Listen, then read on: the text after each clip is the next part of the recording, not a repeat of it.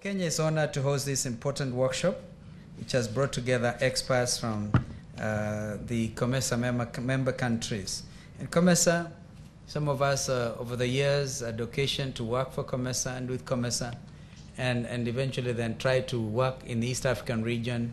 We have a community now, East African community. We're very proud of that.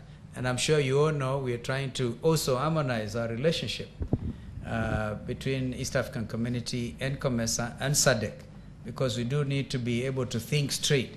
But I think everybody does agree that regional integration is absolutely vital. And therefore, as you talk of regional integration, you talk of also harmonization of standards. And I think that is why you are here today. In pursuit of this objective, therefore, of regional integration, COMESA has made some notable achievements. And among these is the establishment of a strategic plan of action for cooperation in various sectoral areas. Action programs have been agreed upon which cover policy coordination, research, technology transfer, production, marketing, and investment promotion.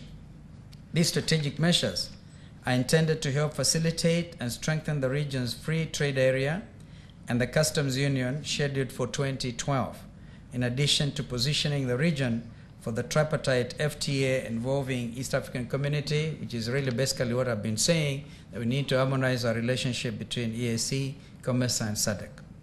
Regional cooperation among the COMESA member countries in the matter of food security therefore becomes absolutely vital. The region, as you know, is home to 500 million people.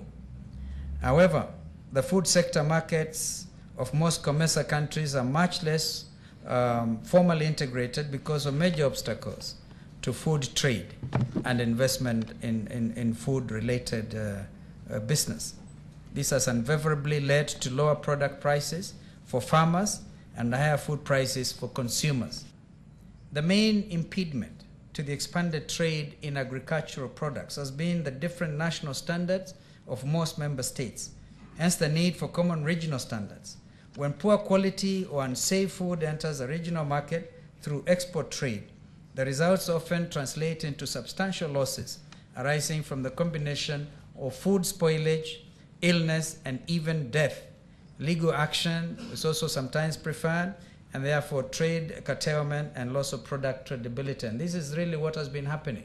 And therefore hygiene practices in food handling, processing, transport, and storage are therefore crucial.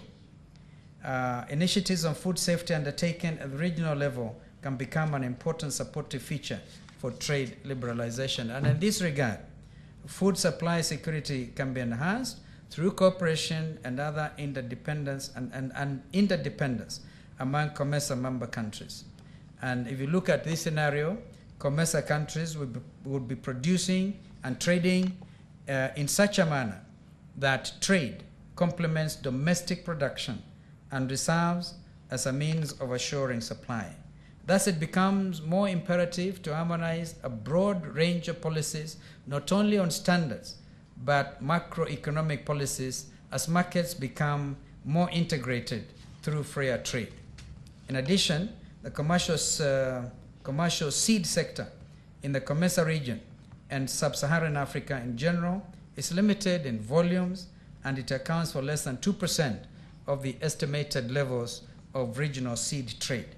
Seed markets in the region are therefore small and highly fragmented, with closed national markets dominated by a few international companies and parastatals, and restrictive laws, regulations, and indeed policies. Ladies and gentlemen, the motive for harmonization and rationalization of agricultural products and seed policies, laws, regulations, and other procedures is based on the reality that the region faces many different standards and regulations in each country, which are costly to meet, and is that it becomes a deterrent to free trade.